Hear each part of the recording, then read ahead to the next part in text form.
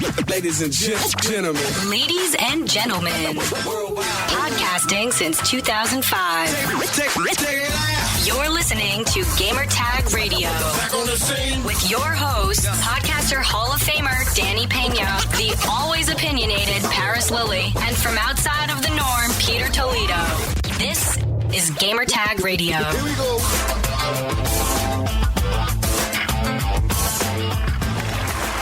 Welcome to Gamertag Radio, episode 610. This is your host, Danny.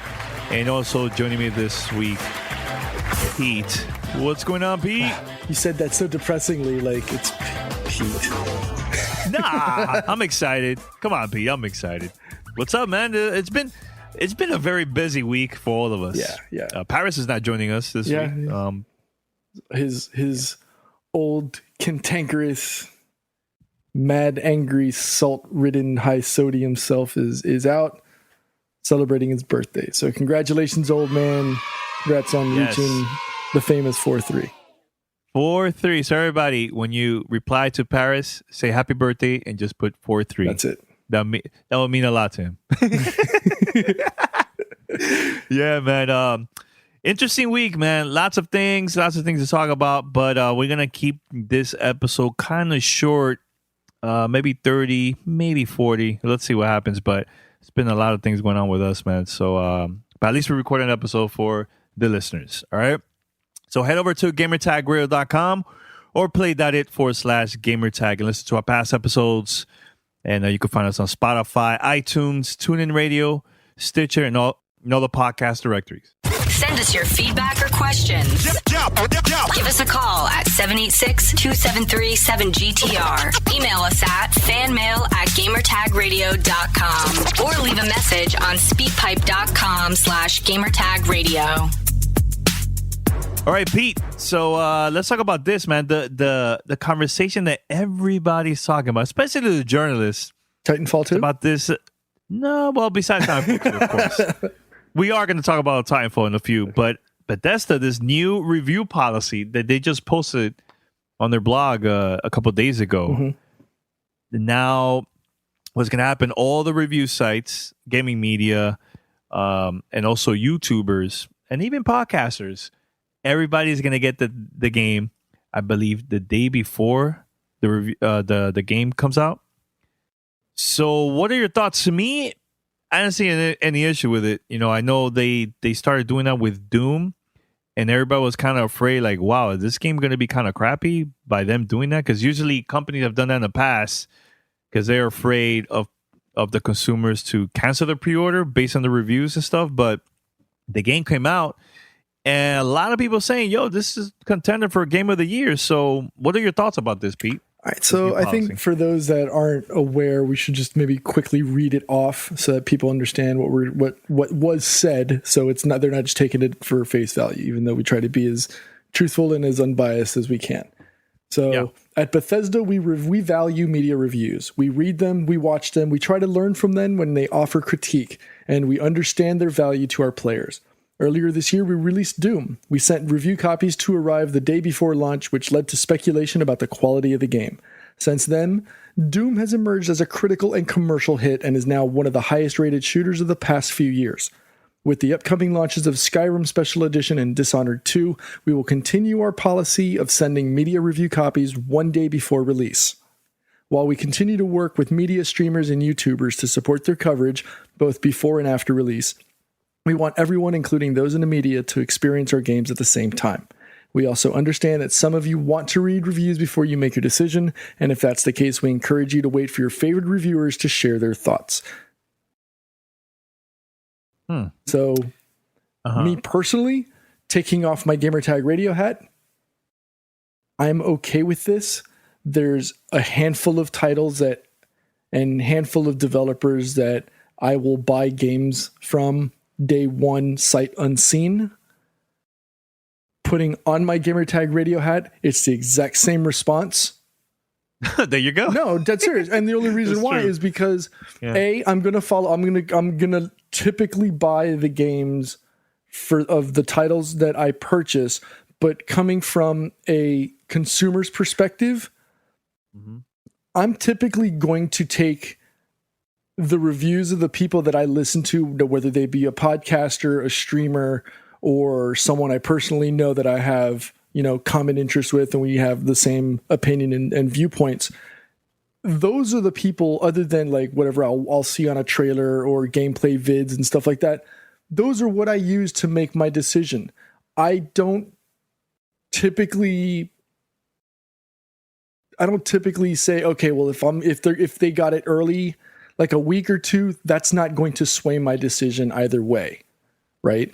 So putting back on the GTR Scully, I don't think this makes a big difference, and I think those that are just making a big deal out of nothing. Now, I understand people from the Kotakus and the Joysticks or Polygons and all the other major media sites may have a bone of contention with this decision, simply because it's their livelihood. They make their money on providing reviews prior to, but I think their response earlier on may have been a little emotional versus allowing them to sit back and really think through the process, because they're saying that by Bethesda doing something like that they're being anti-consumer and anti, like I don't know.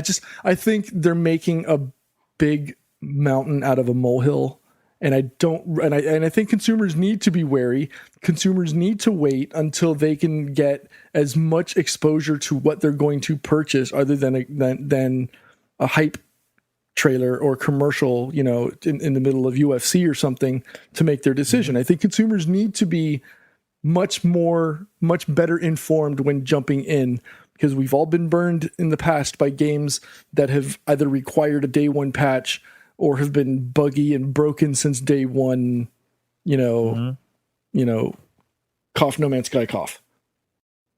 That's true. Okay, but here's the thing, though, that a lot of people don't know is that we heard about this a long time ago.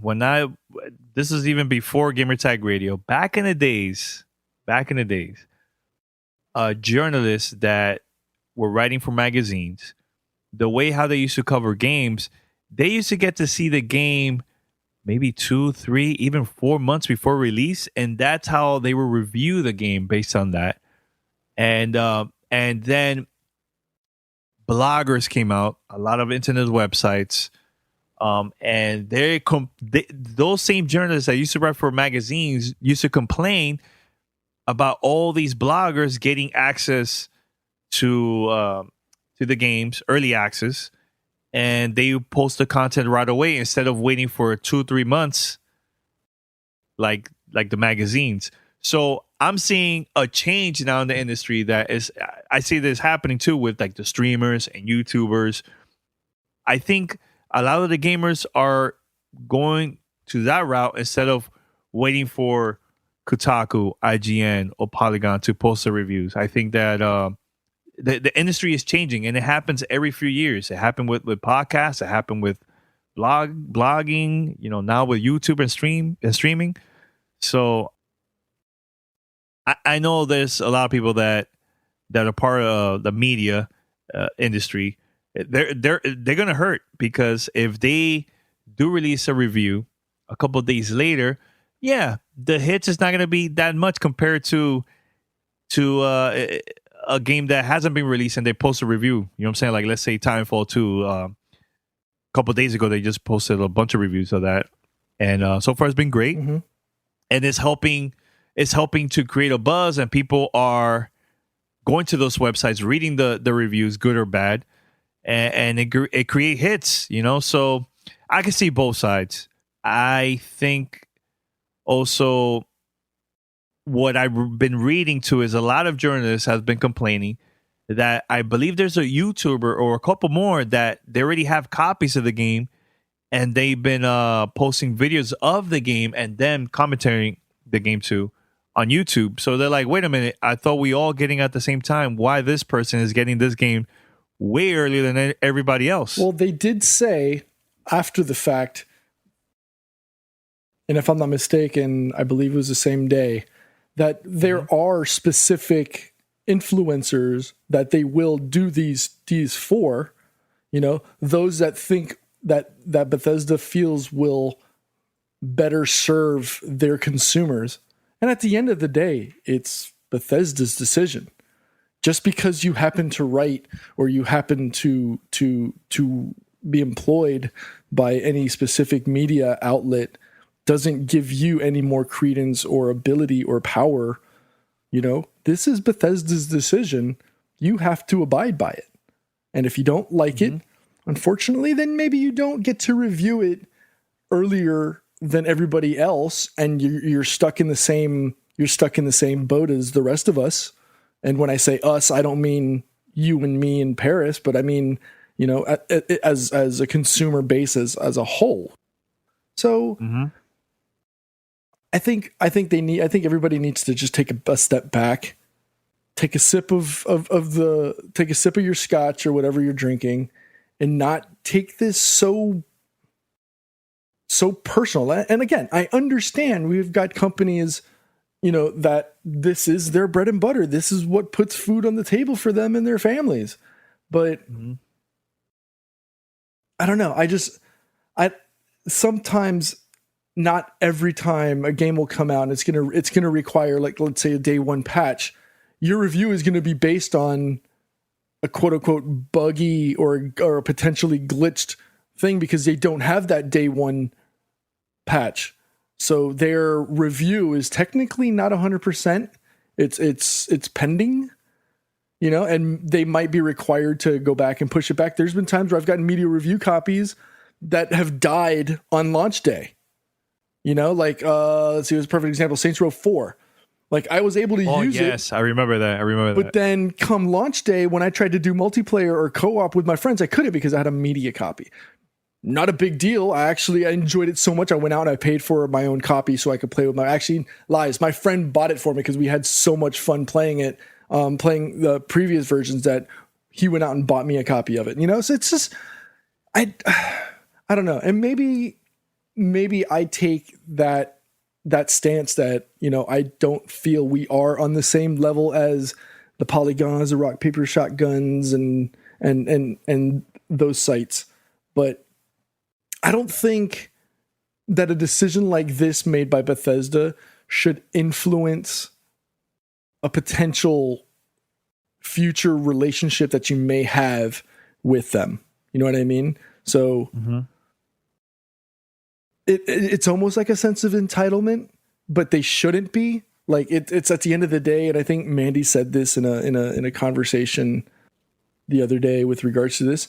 This is not a right. Like, this is like, it's not something that, it's not a God-given right that we get the codes. It's a privilege, and we should be happy if we get it. Like, there's games, I'm not going to call out names, there's games that we've wanted to cover or review, and we haven't gotten review copies. It's okay.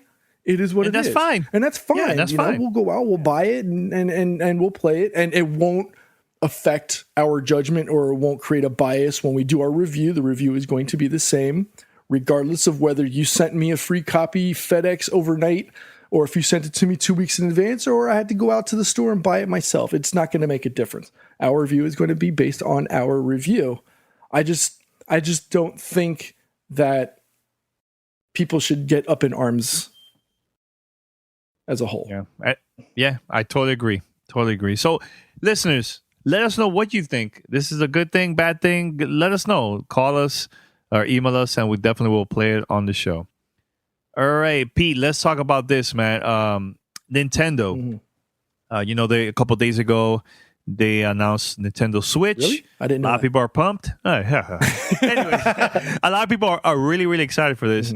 But now there's new details that the price and the launch day will be announced on January 12th. They're going to have a press conference live from Tokyo. And I believe they're also going to have media events after that, maybe like a couple of days or maybe a week after that or so. And they're also, there's going to be retail stores where the gamers could go and check out maybe a demo, or maybe they'll have like a community event for the gamers to check out, like the Nintendo Switch before it releases and stuff. So January 12th is going to be a big day. This could be a good news or bad news for Nintendo, but your prediction, I know we have to go to Miss Leo. Hey, darling, this is certified psychic Miss Leo. The guys at Gamertag Radio have pulled me out of retirement to give them some free readings. So I've been using the power of the tarot cards to look into the future, baby. And I've given them my predictions. You hear me? One more time before we go to the next topic. Price. Very quick. And launch day. You want to... any predictions? And you're going to throw launch day at us? And launch day too, man. Hey, let's go for it, man. All right. I'm going to say... All right. So, hold on. Let me go hit the trusty calendar here. I am going to say May 1st. Well, no, May 1st is in March. So then what do we care? It's March. It's March. It's the March. month of March. Pick a date. All right. I'm going to say March 1st. Okay. And I'm still saying $300. $300. Okay. God, I feel like we're in the Price is Right. All right. So I'm going to go 301. 301, like the Price is Right. No, I'm going to go $249. And I believe it's going to be on a Friday. Usually Nintendo release stuff on Sundays, but I think they're going to change it up a bit. They're going to release this system on a Friday. So I'm going to go with March 24th of 2017 for $249.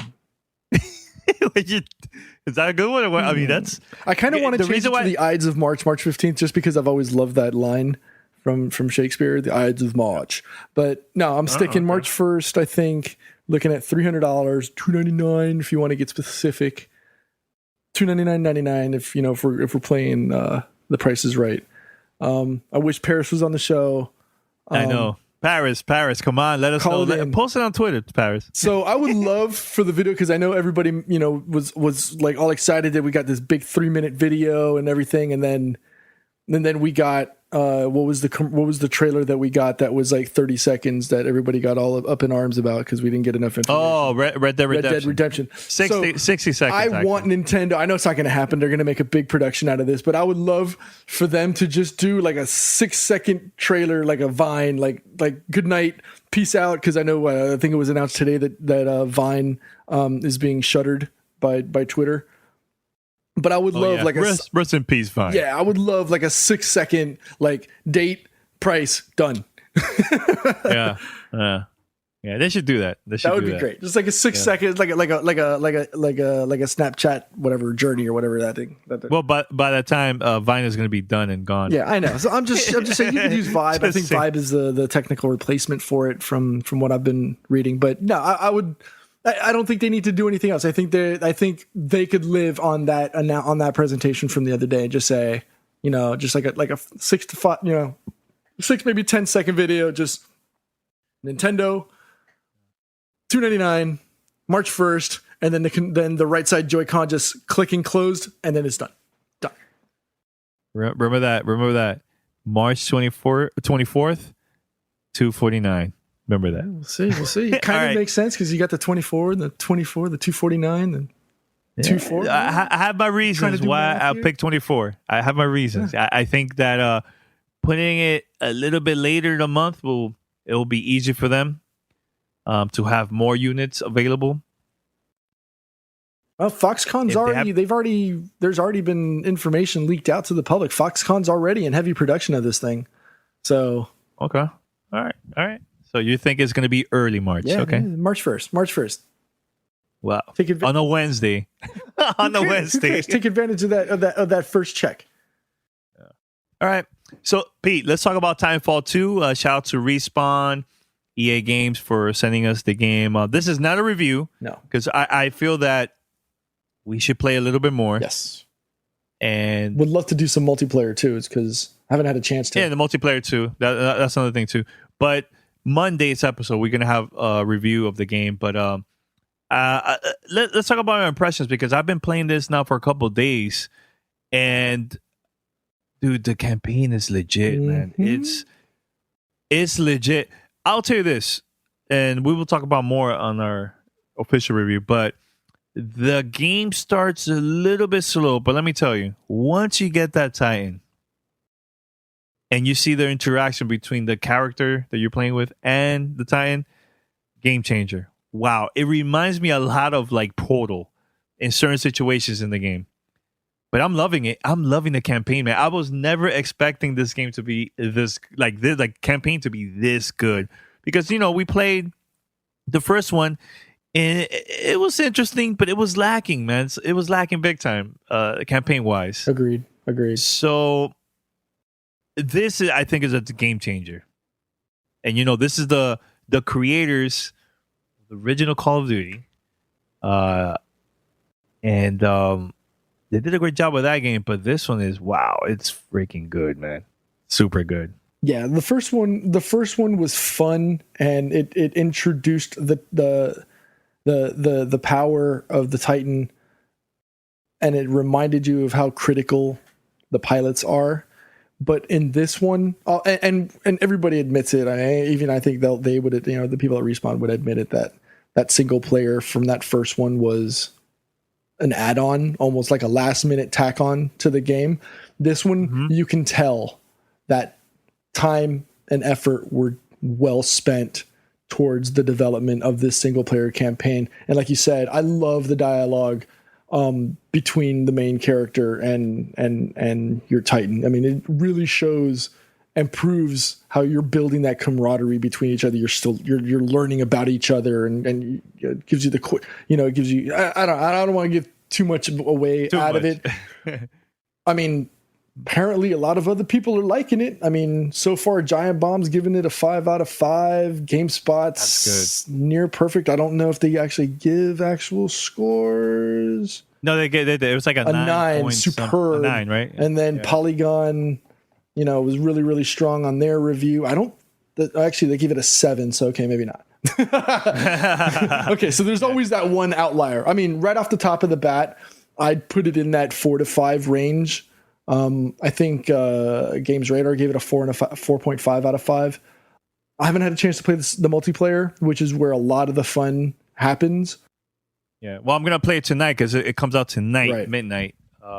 I'm definitely gonna be playing that. Well, the servers are live, so if you want, we could probably jump on after the show and play. I'm ready. I tried to jump on yesterday, but it was there wasn't as many people on. I mean, I even went so far as to go to the London servers with some people, and it just was really hard to find a game. But I think now, as more people are getting access to it and stuff like that, like it's already green in Australia, I believe. Maybe a good opportunity. Oh, nice. Yeah, we'll find some more people online, so I think it'll be a good opportunity for us to play. Definitely. I'm curious. I'm curious to see what Paris thinks about the campaign. I know we have little conversations here and there, but I definitely would like to record that instead. For the podcast. No, absolutely. But, and then there's that other news that Respawn dropped today, and I don't know if this was a nod to us old school gamers or if it was more a middle finger to everybody else. But they announced there is no paid multiplayer DLC or season pass. Thank you, Respawn. Thank you. All maps and modes will be free in Titanfall 2 multiplayer. No splitting up of the community. Thank you so much, man. Yeah. A lot of games, they still do that, which I understand. They're trying to make extra money. It's cool. But I love when companies like Respawn, developers, like Respawn, are actually making this move. They're confident. They're confident about the game. I know that when they say that they don't want to split the community into like premium or like people that have not bought like the season pass or whatever, they don't want to split it up. They want everybody to have the same content and just play. Which I think it's great. I think it's kind of. I'm surprised EA greenlit this because they're pushing Battlefield 1 now. It just literally just launched, and they're pushing that $50 season pass for them. So you're thinking that's a $110 investment if you're playing Battlefield 1, but it's only a $60 investment if you're playing Titanfall 2. And I think with Battlefield 1 coming out last week, Titanfall 2 coming out tomorrow, essentially in a couple of hours, if you think about it, and Call of Duty next week, this could be the move that helps Titanfall 2 tip those sales and performance goals scales. You know what I mean? So, you've got a lot of players who may not have the amount of disposable income to throw away on a season pass or extra DLC at a $15 clip per. All you got to do is buy Titanfall 2 and you've got a solid single player so far. I haven't completed it, so I don't want to completely jump on the bandwagon, but so far it's a rock solid single player campaign.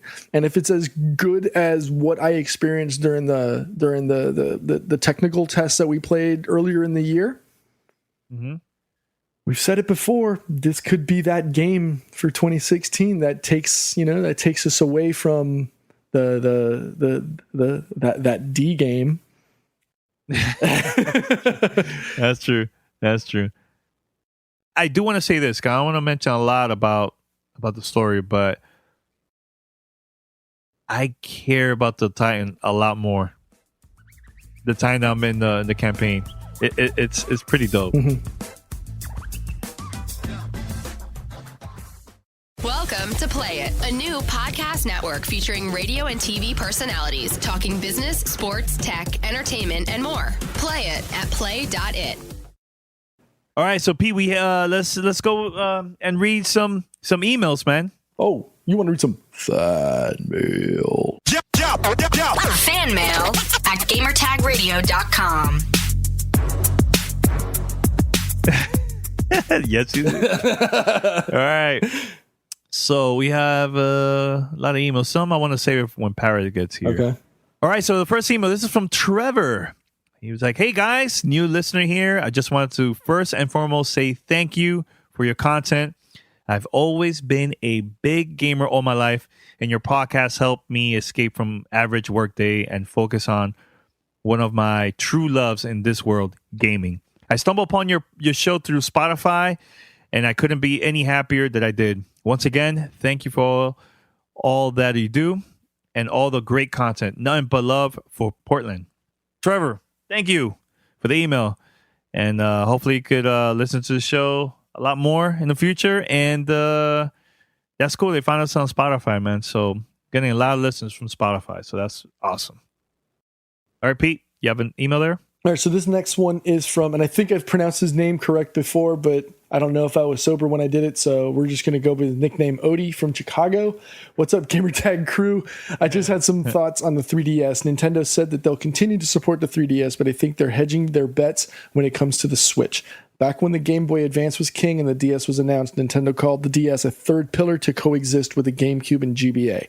When the DS blew up in sales, the GBA was put out to pasture, and that whole third pillar approach quietly faded away. What are your thoughts? If it's successful, do you think Nintendo will go full bore on the Switch and make it the go-to home and handheld console and let the 3DS die out? Love the show. Well, thanks, Odie. That's the name. No, thanks for the email. You basically kind of answer your own question, because if the 3DS sales goes down, which is not, is doing really, really good, maybe that's when Nintendo's just going to focus on that, or maybe they'll release more mobile games. Because look, now they have 3DS, they're going to have Switch, and they're also going to be releasing games for Android and iOS. So they're everywhere. That's more money for Nintendo. So I doubt it if it's going to happen, because based on what I've been reading, Nintendo 3DS is doing really, really good worldwide, especially in Japan. So, DP, you want to say something about that? I think while it's not an official goodbye, because obviously you don't want to fracture that market, you don't want to fracture your consumer base.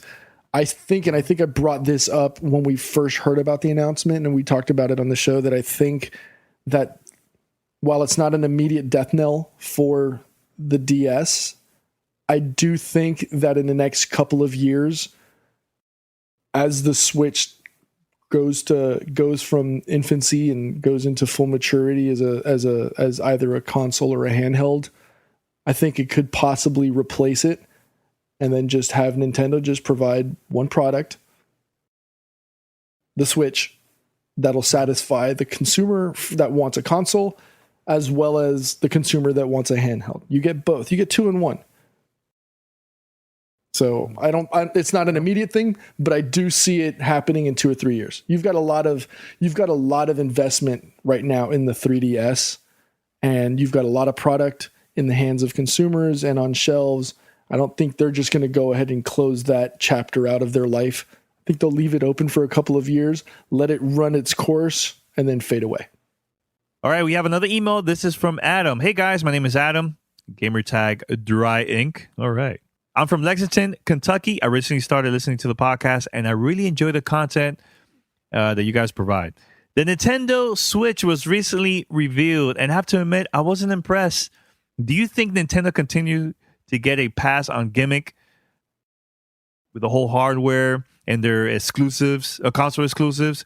We'll be seeing evolution like the analog stick and HD graphics provided.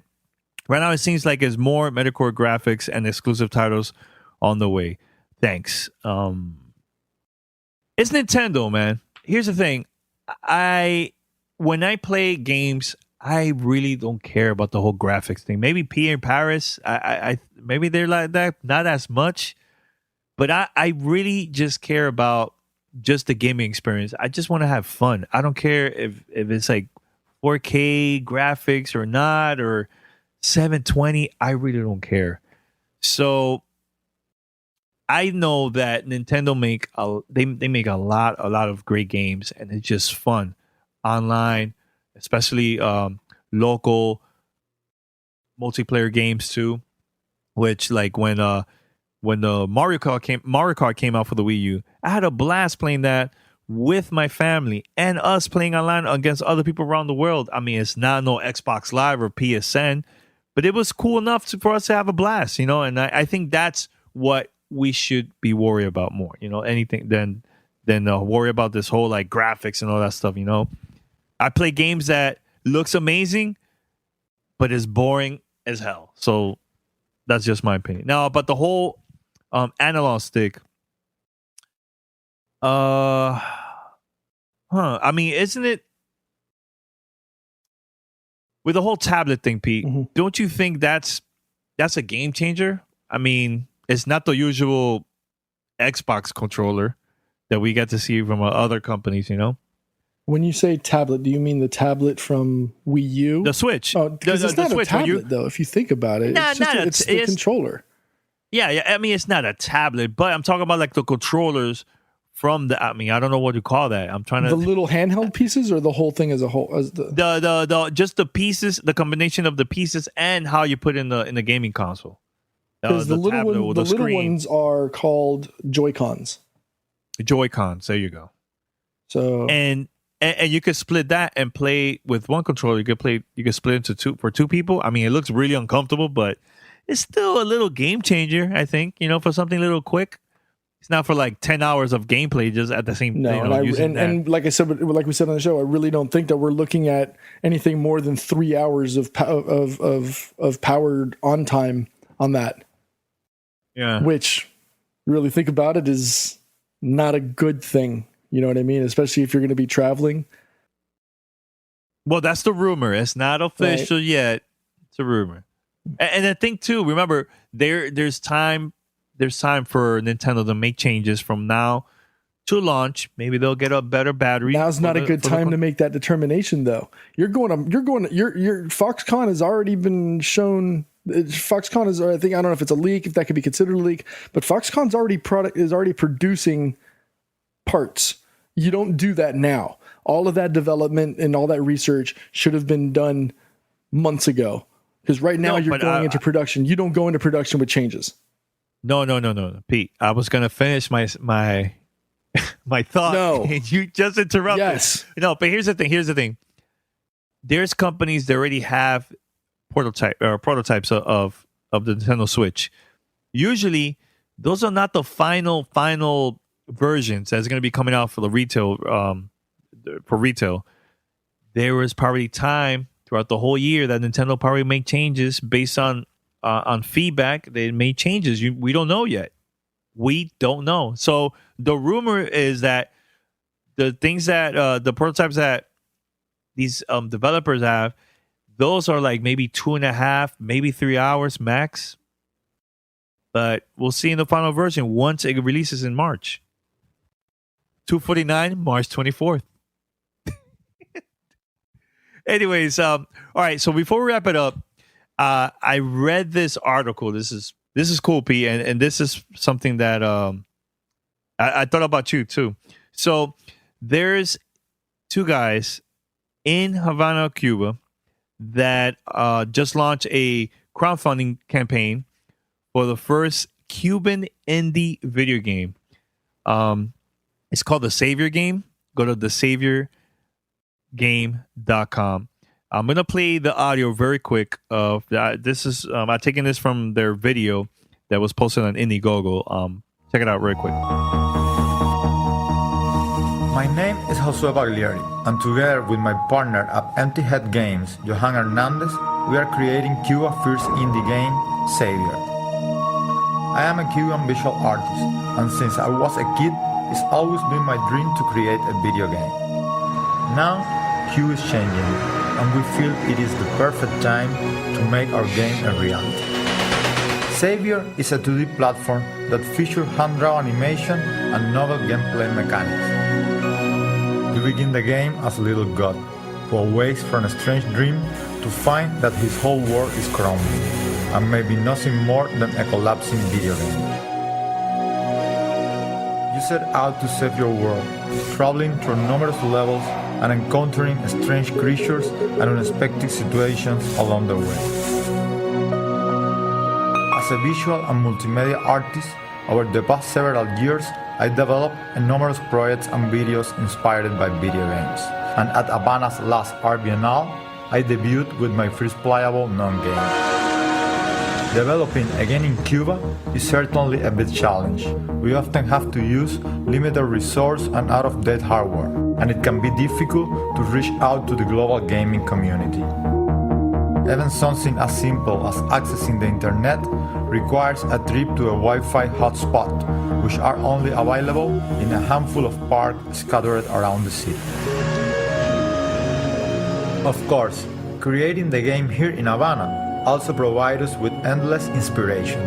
And while the country may lack resource, there's no lack of talent. With your help, we know we can make Savior a reality. This won't only help us realize our dream, it will help create a future for game development in Cuba. Join us.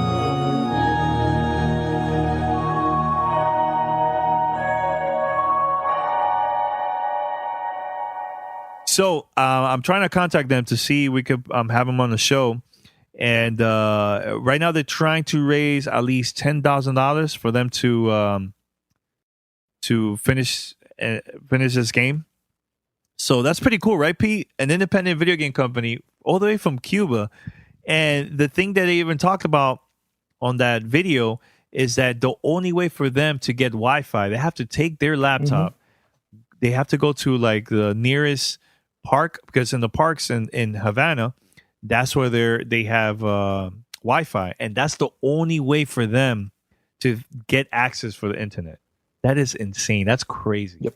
So in the video, you see a lot of people on their mobile phone, their iPods, or maybe laptops connected to the Wi-Fi for them to read what's going on, online and everything, Facebook and so on. So it's pretty awesome, man. I hope it works out. Right now, the campaign, let's see how much they raised, because they just launched this like maybe 4 days ago. Right now, they're about to hit $9,000. So just search Indiegogo, put Savior, Cuba's first indie game, and check it out. It looks really, really cool, man. It's a 2D platformer. So, yeah. Have you seen this, Pete, the video? I'm watching the video now as we're talking about it. So one of the things that really intrigues me about this, having family that lives in Cuba, having friends that have visited there, knowing the plight of the people, knowing what they have to deal with on a daily basis in the form of struggle from a political, from a financial, from a just an overall life perspective, to see them doing what they're doing with such little means and being able to produce games. I really do hope that something like this is successful to really prove that you don't have to have the latest and greatest to be able to deliver these experiences. And it looks really, really cool, and I really, really hope it's successful. And obviously, time will tell at the end of the day. But yeah, I'm totally anxious to see what this is all about. Yeah, it's pretty cool. We'll see. I'm gonna try to get them on the show, man. Oh man, so this is also for the Mac and Windows. Oh, definitely gonna get this for my Mac. So, all right, so head over to gamertagradio.com or play.it/gamertag. Listen to our past episodes, and you can find us on iTunes, Spotify, TuneIn Radio, Stitcher, and all the podcast directories. Send us your feedback or questions. Give us a call at 786-273-7GTR. Email us at fanmail@gamertagradio.com or leave a message on speakpipe.com/gamertagradio. Pete, before we wrap it up, anything you would like to say before we finish recording? Shout out to Q-Tip. He just announced he's been working with Busta and Consequence, and we got a new Tribe Called Quest album coming on November 11th, 2016. Wait, what? Uh-huh. Mm-hmm. When was this? Wait, when was this? Literally like 50 minutes ago. He about an hour ago. I was reading it. I've been reading it over the last like 10-15 minutes while we've been talking in the background. But he said, he wrote like a note and he put a picture of and he posted it up on Facebook. But at the end, he was essentially talking about how him, Jarobi, Ali, and Fife, when they performed on the Tonight Show, that was their first time performing in like 18 years. And after that night, they knew that they had it in them to do one more album. And that it was also the night of the Paris bombing, unfortunately, on November 13th, which is my birthday. It's kind of messed up. But after they left, they all knew. So they started working on an album. Obviously March 22nd, we lost Fife, got, rest in peace. But everybody got back together. They picked up Busta, Consequence. And what he says is, we completed what will be obviously the final A Tribe Called Quest album. This isn't this isn't filled with old Fife bars. This is that pure, unstepped on pure. And on November 11th, 2016, we will complete our paths of rhythm. Join us. Peace. Q-Tip. All right, I will save this very quick. They're one of my favorite groups of all time. Absolutely. Right there with you. One of my favorite groups. And I got to meet Q-Tip and I got to meet Fife years ago for Gamertag Radio. Actually, even before Gamertag Radio, I met them, but like I interviewed Fife for the show, and that was like a very special moment for me. I'll never forget that. And knowing that the album is coming out November 11th, that's the same day that the Nintendo Classic Mania is also coming out. So November 11th is going to be a very special day. Yeah, it's 2 days before. And it's 2 days before my birthday too. I'll be hitting the Magic 4-3 also. Woo! So yeah, man, back to back. I love hip hop and I love gaming. November 11th is like a special day for me, man. So wow, I had no clue about this. I am super pumped. Oh man. All right, until next time. See you on Sunday. And Paris, once again, brother, happy birthday, man. 4-3. Go celebrate. 43. Celebrate. And peace next. Yep. Next month. 4-3. All right. Until next time, we're out. Peace. Thanks for listening to Gamertag Radio. Be sure to like us on Facebook and follow us on Twitter. Hey, Gamertag crew. My name is Jane from Australia, just wondering. And let Daddy dream. You're the best podcast that I've listened to. And so anyway, goodbye.